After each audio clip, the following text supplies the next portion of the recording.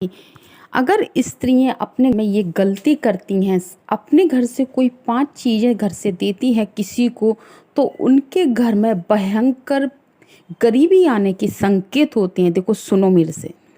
माँ लक्ष्मी उसके घर को छोड़कर चली जाती है। इसीलिए दोस्तों, आप इस कथा को पूरा जरूर सुने, क्योंकि आधा अधूरा ज्ञान घातक होता है। जो भी इस कथा को पूरा सुनता है, अत्यंत शोभायमान नगरी थी। उस नगरी में एक सुकन्या नाम की स्त्री अपने पति और सास ससुर के साथ निवास करती थी। सुकन्या एक पतिव्रता नारी थी, जो सत्य धर्म का पालन करने में तत्पर और गृह कार्य में दक्ष थी। सुकन्या का स्वभाव अत्यंत दयालु था। वह सदैव दूसरों की सहायता किया करती थी। अपने पति से बहुत अधिक प्रेम करती थी। वह अपने पति को ही परमेश्वर मानकर उसकी सेवा करती थी। सुकन्या नित्य पति से पहले जागती थी। अपने घर स्नान आदि कार्य संपन्न करके वह तुलसी को जल देती थी और देवी देवताओं का पूजन करती थी। इस प्रकार से वह रोज अपने नित्य कर्म करती थी। लक्ष्मी के समान गुणों वाली स्त्री है। यह अपने परिवार का कितने अच्छे से ख्याल रखती है। इसके अलावा सुकन्या दान धर्म करते समय कभी अपने हाथ पीछे नहीं खींचती थी। उसके द्वार पर जो भी याचक आता, वह उसे दान दिए बगैर नहीं भेजती थी। कहते थे, उन्हें भी वह नित्य भोजन दिया करती थी। पड़ोसियों को जो जो चीजें लगती, सुकन्या बिना विचार किए ही दे दिया करती थी, जिस कारण से सुकन्या के पड़ोसी भी उसका बहुत अधिक सम्मान करते थे। लोग जब भी सुकन्या की प्रशंसा करते, तो वे सभी उसके विषय में अच्छी बातें ही कहते। फिर एक दिन की बात है, सुकन्या की एक पड़ोसन उसके घर पर आती है। सुकन्या उसका स्वागत करती है और बड़े प्रेम से उसे कहती है, हे बहन, हमारे घर में तुम्हारा स्वागत है। आज किस कारण से तुम्हारा मेरे घर पर आगमन हुआ है? यदि कोई वस्तु चाहिए तो मुझसे मांग लो, मैं तुम्हारी अवश्य मदद करूंगी। सुकन्या की पड़ोसन कहती है, हे सुकन्या बहन, आज मेरे घर पर बहुत से रिश्तेदार आए हैं। उनके लिए मैं भोजन बना रही हूँ। इसीलिए मैं तुम्हारे पास रोटी बनाने के लिए चकला बेलन और तवा मांगने आई हूँ। यदि तुम कुछ समय के लिए मुझे चकला बेलन और तवा दे दोगी तो बड़ी कृपा होगी। मैं काम हो जाने के बाद तुम्हें जल्दी ही लौटा दूंगी। सुकन्या कहती है, हे बहन, इसमें क्या बड़ी बात है? अभी मुझे चकला बेलन की आवश्यकता नहीं है, इसीलिए तुम मेरा चकला बेलन और तवा ले जा सकती हो। हे बहन, तुम्हारा बहुत बहुत धन्यवाद। आज तुमने मेरा काम सफल कर दिया। मैं अपने मेहमानों को भोजन कराकर तुम बेलन और तवा लेकर चली जाती है। कुछ समय बाद अन्य एक स्त्री सुकन्या के घर पर आती है। मैं तुम्हारी मदद जरूर करूंगी। तब वह स्त्री कहती है, हे बहन, मेरे घर में बहुत गंदगी हो गई है और मेरे घर को साफ करने के लिए मेरे पास कुछ भी नहीं है। इसीलिए मैं तुम्हारे पास झाड़ू मांगने के लिए आई हूँ। यदि तुम्हें कोई समस्या ना हो तो कृपा करके मुझे अपने घर की झाड़ू दे दो। तुम्हें घर की झाड़ू लेकर चली जाती है। फिर कुछ देर बाद अन्य एक स्त्री सुकन्या के घर पर आती है। सुकन्या उसका भी तुम्हें जो कुछ भी चाहिए निसंकोच होकर कहो, मैं तुम्हारी सहायता करने का प्रयास अवश्य करूंगी। तब वह स्त्री कहती है, हे सुकन्या बहन, तुम बड़ी दयालु हो। मैंने तुम्हारे बारे में बहुत सुना है और तुम सभी की मदद करती रहती हो। इसीलिए मैं तुम्हारे पास एक छोटी सी मदद मांगने के लिए आई हूँ।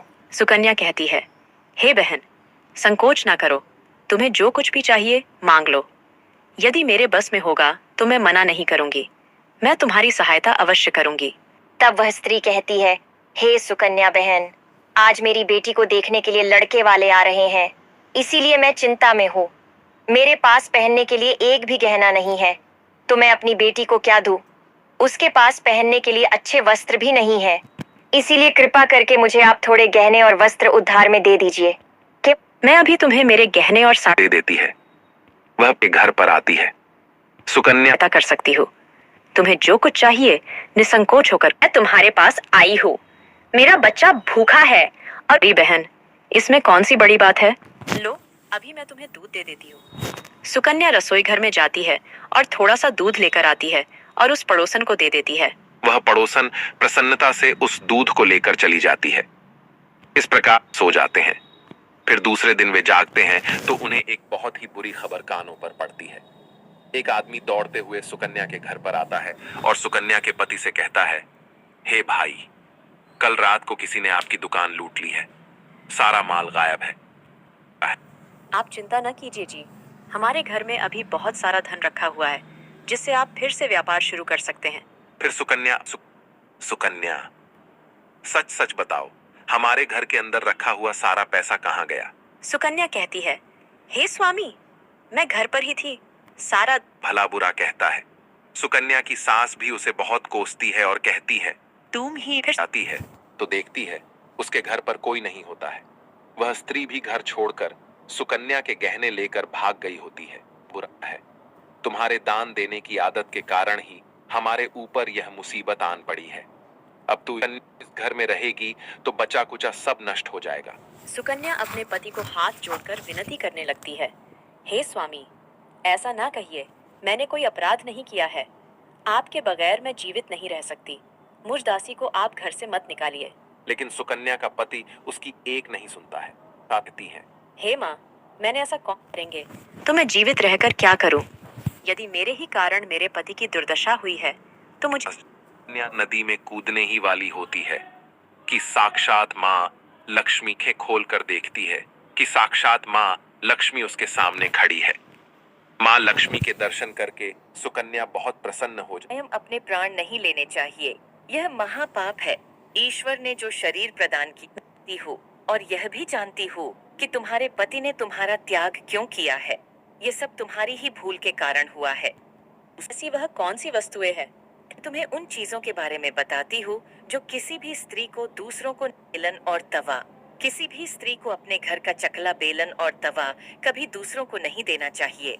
रसोई घर में इन वस्तुओं का महत्व सबसे अधिक। इन वस्तुओं को हमेशा स्वच्छ और शुद्ध रखना चाहिए। पड़ोसन को देकर पहली सबसे बड़ी झाड़ू ही दे दी।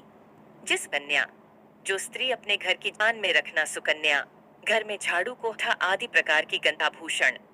एक विवाहित स्त्री को अपने आभूषण कभी अन्य स्त्री को पहनने के लिए नहीं देने चाहिए। भी वस्तुओं के बारे में बता। हे माँ लक्ष्मी, मुझसे बड़ी भूल हो गई, मैं इन बातों से अनजान थी, कृपया मुझे क्षमा करो और अब मुझे प्रायश्चित करने का उपाय बताओ। देवी लक्ष्मी कहती है, हे सुकन्या, तुमने प्रायश्चित पहले ही कर लिया है, इसीलिए अब तुम अपने घर पर लौट जाओ। मैं तुम्हें तुम्हारा संपूर्ण वैभव और धन संपत्ति लौटा देती हूँ। इतना कहकर माँ लक्ष्मी उस स्थान से अंतर्ध्यान हो जाती है। फिर सुकन्या भी माँ लक्ष्मी को धन्यवाद करती है और उस स्थान से घर की तरफ जाता है। जिन लोगों ने हमारा धन लूटा उन सभी। माँ लक्ष्मी की आपको ये कहानी कैसी लगी बताना। आपको इससे सीख मिली होगी, अपने घर की 5 चीज़ें कभी भी किसी स्त्री को नहीं देनी चाहिए, बेशक शाम के समय तो बिल्कुल नहीं दें भूल के। इसके लिए कमेंट बॉक्स में जय माँ लक्ष्मी लिखना ना भूलें।